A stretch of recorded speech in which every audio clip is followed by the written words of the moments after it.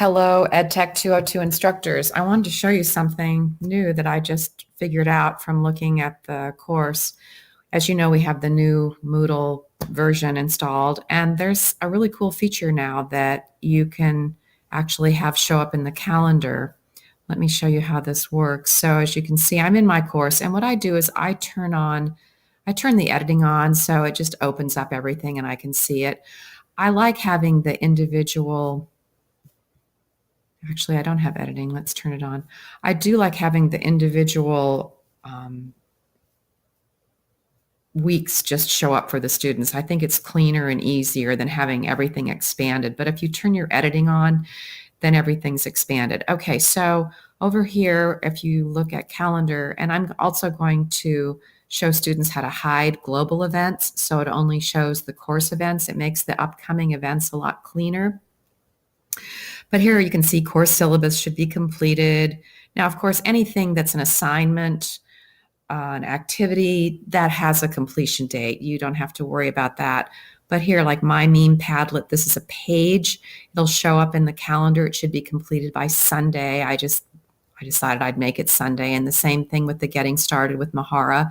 And even these individual links to the Google for Education training, those can show up on a student's calendar to remind them that they should be doing them.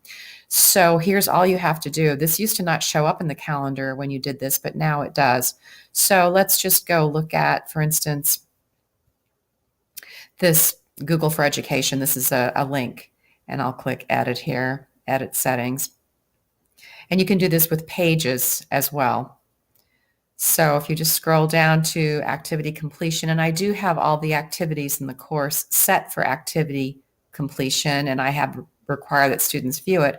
But if you click this enable, then you can set this date, and then of course click save, and it will automatically then be added to a calendar event for students to remind them to, hey, go to this resource or go to this page or whatever and complete it. So I want you to go through your course through the weeks, not the whole entire course, but do this week and then possibly the next week, and update any of these items with a due date, which will show up on the upcoming events. So for instance, if you click your picture and go to your dashboard, your students will see under their timeline tab, this should show up by default, things that are due. For instance, here's the introductions voice thread. I have that due, and I have a page due. So this was another great way for you to remind students of all the things that are due.